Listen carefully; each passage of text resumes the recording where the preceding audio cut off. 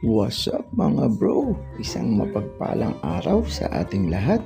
Nagbabalik na naman po si Easy Win Racing upang magbigay ng silip sa darating na pakarera ngayong May 24, 2026 na kung saan makikita po natin ang pakarera ng PJC dito po sa 2026 Pilracom First Leg Hopeful Stake Race. So Sunday po yan. Meron po yan distansya na 1,650 meters. Maglalaban-laban po dyan ang mga kabayong sila Yachbel na sasakyan ni Uno, si Go Santino Go na sasakyan naman ni JL Lazaro, California Queen na sakay ni El Supremo, si Balisong naman po na sasakyan ni Bumbum Villegas.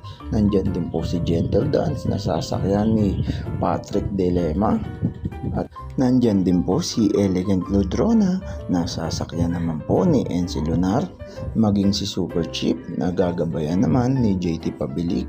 Dito sa karerang ito, makikita natin at malalaman natin kung sino po ba talaga ang mahusay sa mga hopefuls dito. Nagtala na po ito ng panalo at meron po silang halos magkakaparehas na proheba. Dito sa video na to, in-upload po natin yung kanilang mga huling takbo para mapagbasi at makatulong sa inyong mapipiling mga kabayo. Dito po, unahin na po natin ang numero 1 kabayo na si Yachbel na gagabayan ni JB Hernandez. Tignan po natin yung huli niyang panalo na kung saan nagdala siya ng bandera. Cambio Hinete na po pala yan from CB Garganta to Uno on top. Georgia getting a bit closer, Diamond back for Ever King, and back at the tail of the field now going poorly is Sultan Bill. Around the bend for home, Yacht Bill. Yacht Bill straightens up with a 2-length margin, giving chase Rapido. Hot on their hammer on the outside is War Emblem. He's got a kick here at the 200. It's still Yacht Bill. 2 in advance, Rapido. War Emblem can't do any better.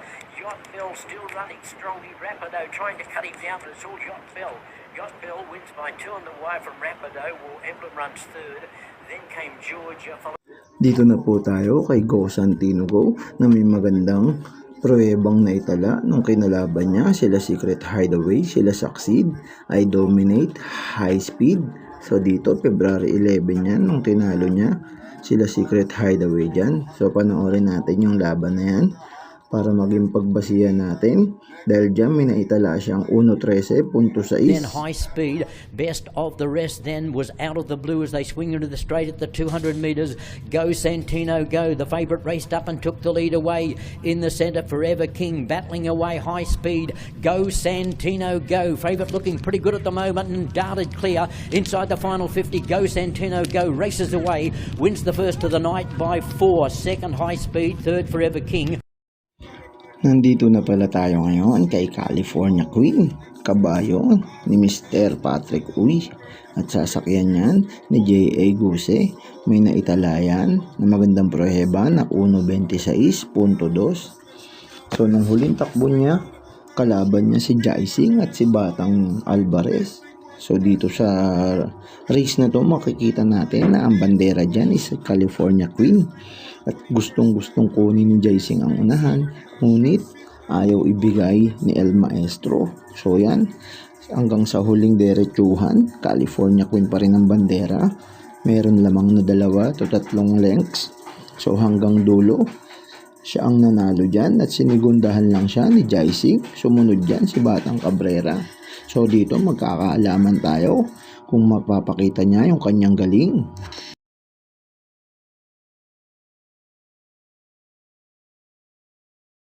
Ito naman ang entry ng Abalos Stable at ni Mr. Ruben Tupas, si number 4 horse Balisong. So meron din yan na itala na 1.26.4.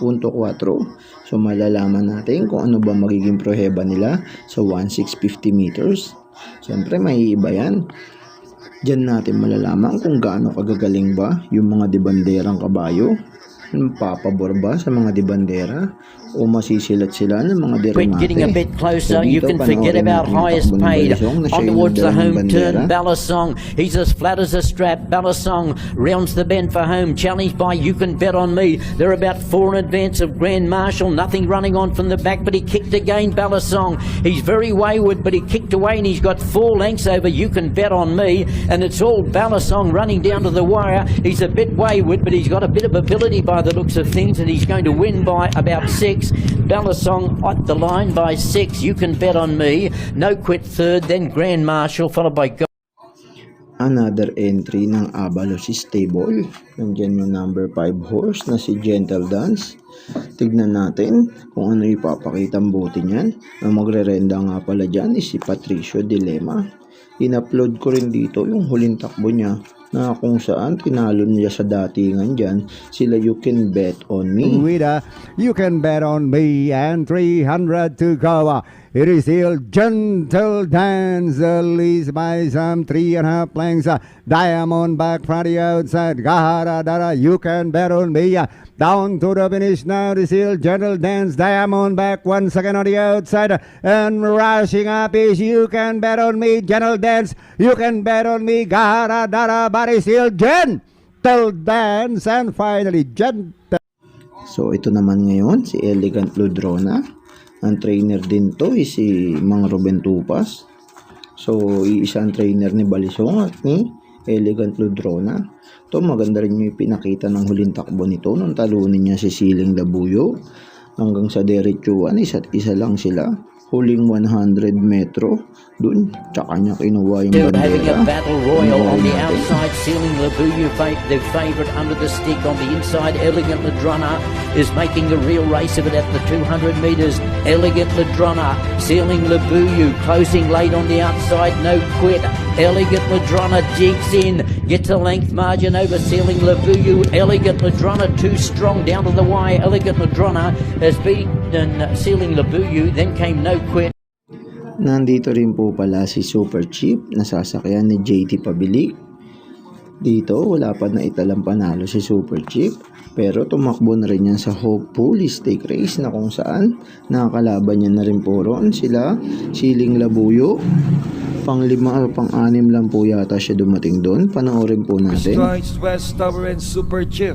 Super Chief racing on the outside, that on the inside is West Tower. 200 meters left to go in a clear lead now. Belongs to Super Chief by a length. Perhaps back in second is West Tower. And at the line it's all Super Chief.